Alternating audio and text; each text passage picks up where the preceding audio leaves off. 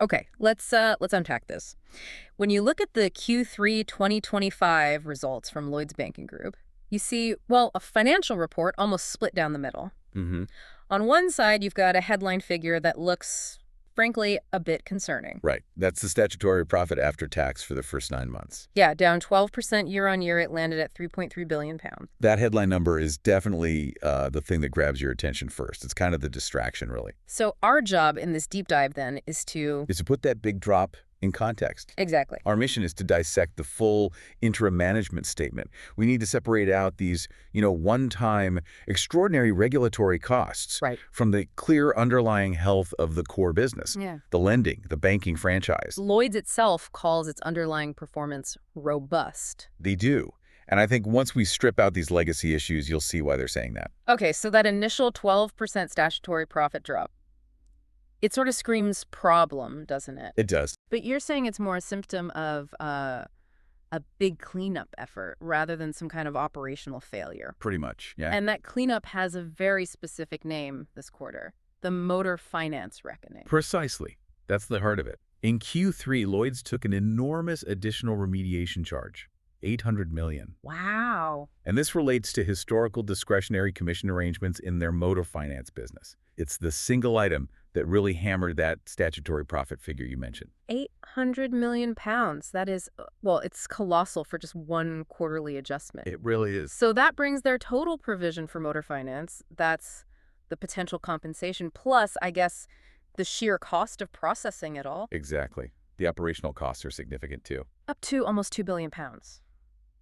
1.95 billion, to be exact. That's a huge amount to set aside. It is huge. Yeah. And the scale reflects a very recent, quite definitive shift in the regulatory mood. Ah. This charge wasn't just Lloyds suddenly deciding to be generous. It was directly triggered by the FCA consultation proposals. They came out in early October 2025. Right.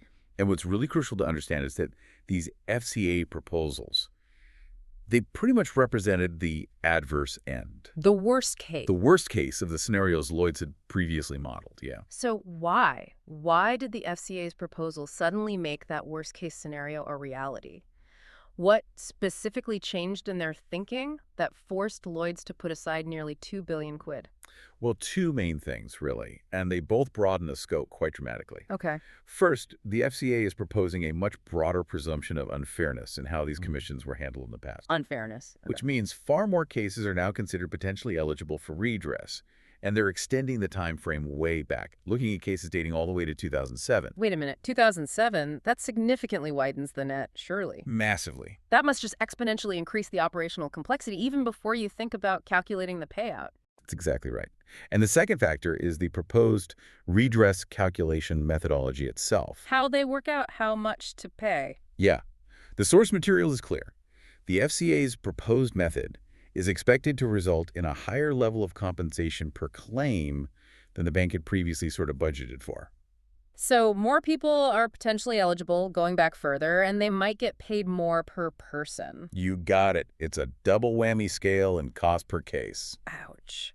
But interestingly, even while booking this massive provision, Lloyds isn't just rolling over and accepting it, are they? No, not at all. They're still engaging with the FCA, it seems, challenging this interpretation of unfairness and the proposed calculation method. They absolutely are, which means, while they provision for the worst, financially speaking. Protecting the balance sheet first. Protecting the balance sheet, which is the prudent thing to do. But the regulatory and potentially legal arguments haven't stopped. They've safeguarded the capital position, but they're clearly signaling they have serious reservations about the FCA's approach here. Okay, so that is the noise, a huge legacy-related noise. Now let's talk signal. If we strip away that 800 million charge, how do we get a clean read on the bank's actual operational health? Right, separating signal from noise. The best way is probably return on tangible equity, ROTE. That usually shows how efficiently they're using shareholder capital. ROTE is definitely the critical metric here. It instantly clarifies the distortion from that charge. So what are the numbers? Okay, if you look at the reported year-to-date ROTE, it sits at 11.9%, which, looks okay. Just okay. But if you normalize the figures, right, explicitly exclude that single Q3 motor provision, the underlying performance jumps significantly, up to a really robust 14.6%. Wow, that's a 2.7 percentage point difference. Huge difference. That massive spread is really the key takeaway for anyone trying to understand what's actually going on underneath those scary headlines. It really demonstrates that the core business is, well, highly effective, very profitable, and if you just isolate the third quarter alone, the reported ROE was only 7.5%, obviously dragged down heavily by the charge. Right. But exclude the provision. Q3 ROE leaps to an impressive 15.5%. 15.5% for the quarter underlying. That's strong. Very strong. And this immediate operational strength gives Lloyds the confidence, actually, to revise its full-year 2025 ROE guidance. They're now expecting around 12% overall. Okay. Or, importantly, about 14% if you look past that one-off hit. Right, and a huge chunk of that underlying strength, I assume, comes from their core money-making engine. Net interest income, NII. Absolutely. How are they managing NII growth in what's still a pretty high-rate, very competitive environment? They're managing it very well. Better than they anticipated, actually. Their year-to-date NII hit $10.1 billion. That's a solid 6% increase year on year. Okay, and the margin, the NIM. Their net interest margin, NIM, for the third quarter actually ticked up slightly, just 2 basis points quarter on quarter to 3.06%. But what's really powering this, the big story, is the structural hedge. Ah, yes, the structural hedge. It keeps coming up as providing this significant tailwind. For those of us who aren't Treasury experts, though, can you break down what the structural hedge is actually doing and why it's giving Lloyds such an advantage right now? Sure. Yeah, it's a vital concept to grasp. Think of the structural hedge as a kind of long-term insurance policy for a portion of their assets. All right. So when the bank takes in customer deposits, right, those are generally short-term or variable rate. Yeah. But banks need stable, long-term funding for their loans, like mortgages. Right, matching liabilities and assets. Exactly. The structural hedge takes a chunk of those very stable deposits, the ones that tend to stick around, and invests them in longer-term, higher-yielding assets. It essentially locks in a certain margin for a period. And because interest rates shot up so aggressively over the last couple of years, Precisely. the returns on those hedged assets, the ones they locked in earlier perhaps, are much higher now than the cost of the underlying deposits. Correct. The returns from the hedge have effectively turbocharged their NII. Lloyds actually expects their sterling structural hedge earnings in 2025 to be $1.2 billion higher than they were just in 2024. $1.2 billion extra just from the hedge effect. Just from the hedge. That visible, reliable income stream gives them enormous certainty, enough certainty to revise their full-year NI guidance upwards again to around $13.6 billion now. That is a powerful tailwind, but it does raise the obvious question. What happens when rates, inevitably start to drop? Does this $1.2 billion tailwind flip and become a headwind later on, maybe 2026, 2027? That is the natural challenge, absolutely. As interest rates eventually decline, the margin realized by the hedge will decrease over time. As those older, higher-rate assets mature, they get replaced by newer, lower-rate ones. So the benefit fades. It does fade. However, structural hedges are designed to roll over gradually. It's not a sudden cliff edge, so it mitigates sudden shocks. But yes, the peak benefit won't last forever. For now, though, it provides incredible certainty and momentum. Buys them time, maybe. Buys them time, exactly. Time to execute their diversification strategy. Which brings us nicely on to other operating income, or OOI. Okay, let's move to that OOI. How successful is the bank in actually diversifying away from purely interest rate dependent income? Is it working? It seems to be, yes. Showing pretty broad-based momentum, actually. OOI year-to-date was 4.5 billion pounds. That's up 9% year-on-year. 9% is decent growth. Where's it coming from? Well, the growth is fueled by strong performance in areas like motor finance fees, general insurance, and, crucially, their strategic LBG equity investments. Right, the LBG equity investment part. That includes their move into the private rental sector, doesn't it? The Lloyds Living pipeline. It does. That's a very tangible example of diversification, building houses to rent. It is. They're actively building a residential rental portfolio. They reported having exchanged contracts on over 4,000 homes in the pipeline already. Okay. And they have an ambitious target of getting that to approximately 7,500 rented homes exchanged by the end of 2025. That's a significant potential long-term income stream, completely separate from fluctuating interest rates. Absolutely. A real asset diversification play. Okay, shifting gears a bit. From physical assets like houses to, well, future assets. The bank is making some pretty big strategic plays in wealth management and digital finance. Let's start with the wealth acquisition. Good place to start. That would be the full acquisition of Schroders Personal Wealth, SPW, Mm-hmm. announced right at the beginning of Q4, actually, just after this reporting period. Well, okay. This is a massive acceleration of their wealth strategy. SPW manages around £17 billion in assets under administration AUA. 17 billion, that's not small. No, it's substantial, and it serves about 60,000 clients with over 300 advisors. It gives them immediate scale in wealth management. And their ambition here is clearly to target their existing mass affluent customer base, right? Those clients who bank with Lloyds but maybe get their wealth advice elsewhere currently. Exactly right. They plan to rebrand it as Lloyds Wealth, and then use their huge existing client base, millions of customers, to scale it up.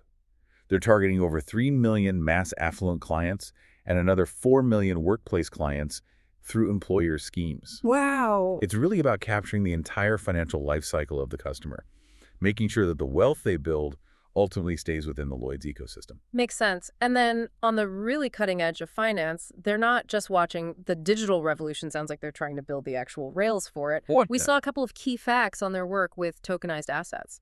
They are genuinely leading here in the UK, it seems. Mm-hmm. Back in July 2025, they deliver what they call an industry-first tokenized assets use case in partnership with Aberdeen Asset Management, Okay. which shows they are actively experimenting with how assets can be digitally represented, traded, transferred more efficiently. And the other piece.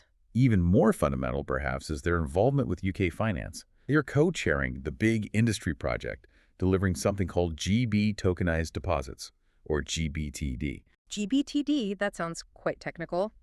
GB tokenized deposits. Why should we care about that? How does that translate into a competitive advantage or future revenue for Lloyds? We should care, because GBTD could represent the future plumbing of finance, essentially. The plumbing. Okay. Currently, moving large sums of money, especially between institutions, can be slow, involves multiple steps, intermediaries, risk. Tokenized deposits are essentially commercial bank money held on a shared, secure, digital ledger. Like a blockchain type of thing. Sort of, using distributed ledger technology, yes. This allows for potentially instant 247 guaranteed settlement of transactions and reduces counterparty risk significantly. Instant settlement. That sounds useful. Very. By co-chairing this UK finance project, Lloyds is positioning itself right at the center, helping design the standards for the future of high-speed, secure financial transactions in the UK. So it translates into efficiency gains for them, maybe, and attracting business customers who want these next-generation payment systems. Exactly. It's about being foundational to the future infrastructure. That's a powerful strategic position. Okay, that paints a picture of a bank really focused on growth, on future technology. Now, let's just check the foundations. How resilient is the actual balance sheet? Lending, asset quality, capital buffers, after taking that big hit? The foundation looks very strong, actually. Their core customer franchise continues to expand, but prudently. Total loans and advances are up 4% year-to-date, reaching $477.1 billion. Still growing lending. Still growing. Mortgages alone grew by $3.1 billion just in the third quarter, so the lending engine is definitely still active. And deposits, people putting money in. Deposits are also robust, up £14 billion year-to-date, getting close to $500 billion, $496.7 billion. Growth was seen in both retail savings and commercial banking deposits, so money is still flowing in. Okay, let's focus on risk for a second. Given the UK's, sluggish economic backdrop, persistent cost of living pressures, I would naturally expect the asset quality ratio, the AQR, how much they set aside for bad loans to be maybe worsening or at least stable. What does the data show? That is probably the most surprising bit of good news in the entire report, actually. Way. Yeah. Their asset quality remains exceptionally strong. They put it down to very prudent, careful lending throughout this cycle. Year-to-date impairment charges resulted in an AQR of just 18 basis points. Very low. 18 basis points. Okay. And here is where their confidence really shines through. They revised their full-year 2025 AQR outlook down to around 20 basis points. They previously guided to around 25 basis points. So they're actually expecting lower loan losses than they were just a few months ago. Revising loan loss guidance down in this economic climate, that sounds almost, aggressively optimistic. Are they maybe being a bit too sanguine about the level of stress their customers are under, particularly as we look towards 2026? It is a valid question, definitely raises an eyebrow. The bank is essentially signaling that their existing loan book is highly resilient, that they just don't foresee the kind of material credit problems that might perhaps plague other lenders with different risk profiles. They point to strong underwriting standards going in and a high degree of customer affordability built into their models from the start. Mm. If the UK economy basically stays on their expected base case trajectory, slow growth, no deep recession, Right. then that 20 basis point figure does seem achievable based on current performance. It's a big if on the economy, though. Always is.